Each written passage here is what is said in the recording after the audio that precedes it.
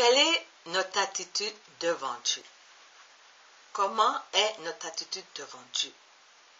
Nous devons reconnaître honnêtement nos fautes devant Dieu avant de l'adorer. Nous devons nous humilier et confesser nos péchés, nous examiner avant de partager le repas du Seigneur. Si notre cœur est souillé, nous avons des choses mauvaises dans notre conscience, nous devons déjà nous présenter devant Dieu avec un esprit d'humilité, un esprit de repentance. Ayons une bonne conscience de savoir que Christ est saint. Nous ne pouvons pas vivre une bonne relation avec lui si nous restons attachés à nos péchés. Nous devons nous débarrasser de tout ce qui nous souille le corps. La patience de Dieu l'amène à rester toujours fidèle envers nous, malgré notre entêtement, nos échecs répétés, nos orgueils. Dieu est toujours fidèle. Il est patient. Il est patient envers nous et c'est pour ça qu'il nous aime. Il est amour. Dieu est toujours prêt à nous pardonner à cause de l'amour qu'il a pour nous. Alléluia. Notre Père Céleste ne fixe aucune limite à ce que nous revenions vers lui. Il est toujours à notre écoute et il nous ouvre ses bras. Il nous attend. Il sait que nous sommes dans la fornication, dans l'adultère, mais il attend que nous revenions vers lui afin de nous humilier et qu'il puisse nous sanctifier. Nous devons nous sanctifier, demander pardon à Dieu avant d'aller vers lui. Alléluia.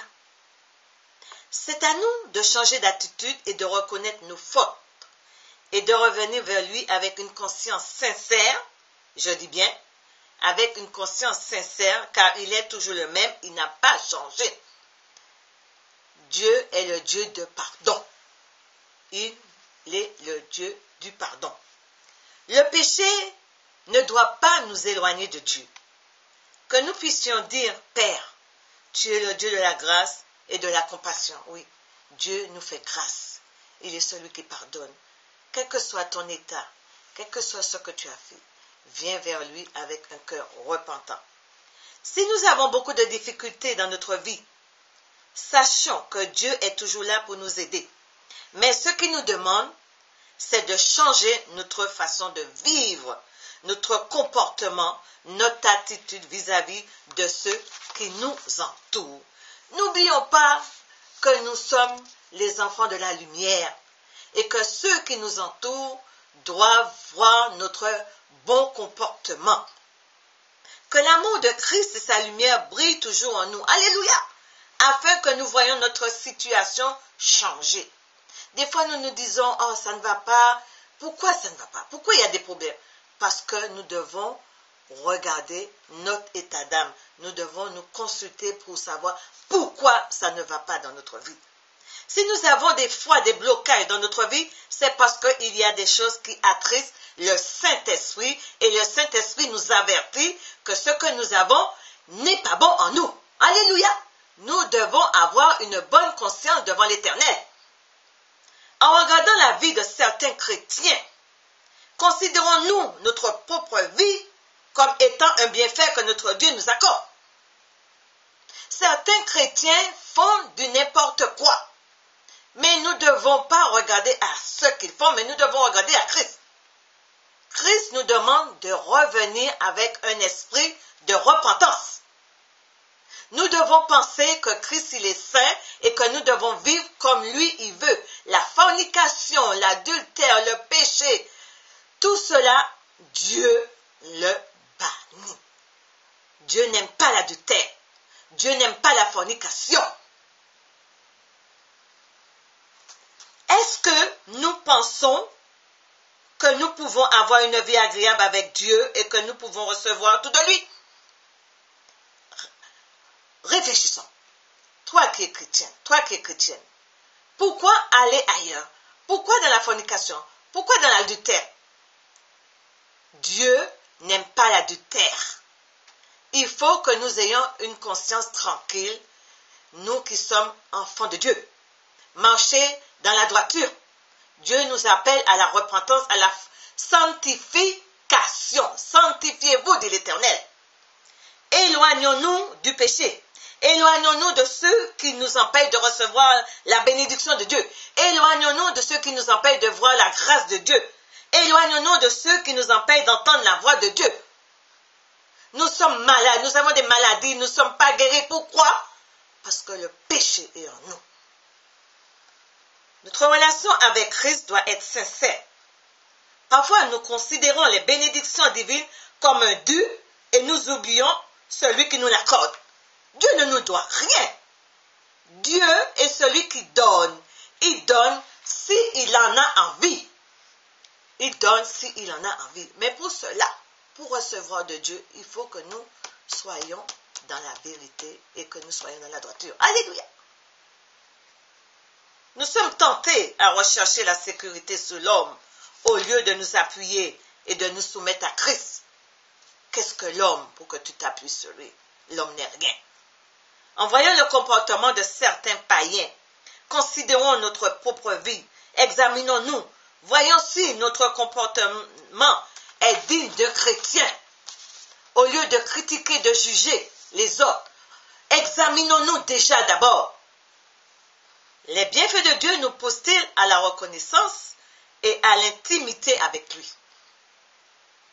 Posons-nous cette question. Est-ce que les bienfaits de Dieu nous poussent-ils à la reconnaissance et à l'intimité avec Dieu?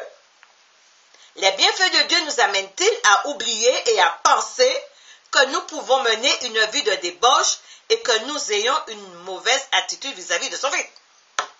Nous ne devons pas avoir une vie de débauche devant Dieu. Notre vie doit être une vie propre devant Jésus-Christ. Parce qu'il est là-haut, il voit tout ce que nous faisons, tout le mal que nous faisons, et ça lui fait mal. Notre Père est attristé de notre comportement. Dieu nous appelle à la sanctification. Sanctifiez-vous de l'Éternel. Dieu nous demande de nous détourner de nos mauvaises voies. Nous ne pouvons pas avoir un pied dans le monde et un pied dans l'Église. L'Église de l'Éternel est souillée. L'Église de l'Éternel est souillée. Beaucoup de pasteurs ne prêchent plus la sanctification. Les bien-aimés de l'Église, ils aiment entendre les bonnes choses. Mais quand Dieu met le droit sur le mal, tout le monde est colère, tout le monde laisse l'Église. Dieu nous appelle à la sanctification.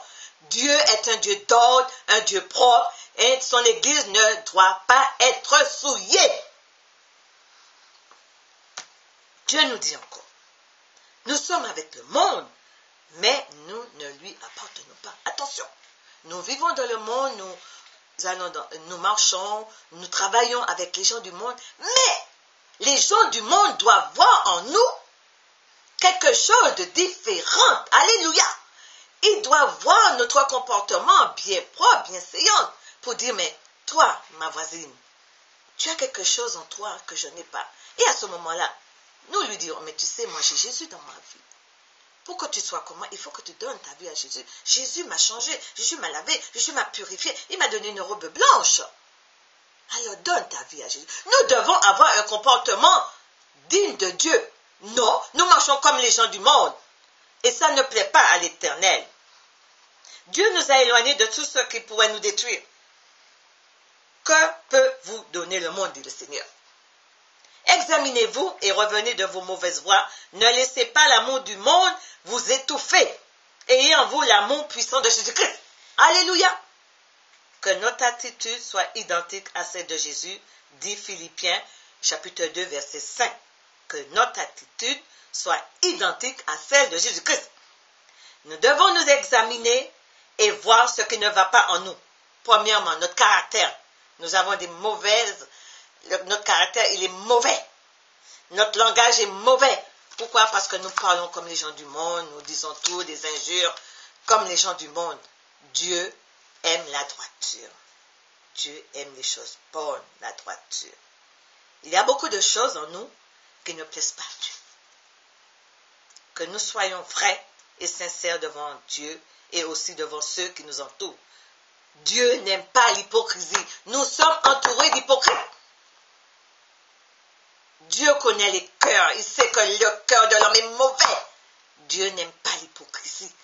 Arrêtons d'être hypocrites quand nous entrons dans l'église, de faire du semblant.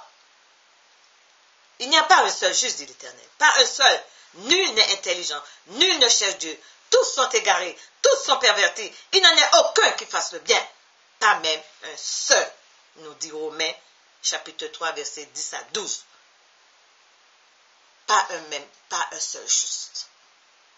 Si nous refusons de suivre notre mauvaise vie et nous nous tournons vers Christ, il changera notre attitude et notre façon de voir les choses comme Christ veut que nous voyions. Je le répète, si nous refusons de suivre notre mauvaise vie et nous nous tournons vers Christ, il changera notre attitude et notre façon de voir les choses comme Christ veut que nous voyions. C'est à nous de savoir ce que nous voulons. Est-ce que nous voulons rester dans notre grâce? Ou nous voulons être dans la propreté? Nous aurons une nouvelle direction pour notre vie. Laissons-nous conduire par lui, car il sait mieux que nous notre vie et aussi la direction de notre vie. Revenez à Christ, vous qui vivez dans le péché, vous qui êtes dans la fornication, vous qui êtes dans l'adultère. Dieu vous appelle à revenir à lui et à vous sanctifier. Changez d'attitude. Changez d'attitude et examinez votre cœur. Dieu vous attend parce qu'il vous aime, il est amour. Soyez bénis. Soyez bénis, Jésus.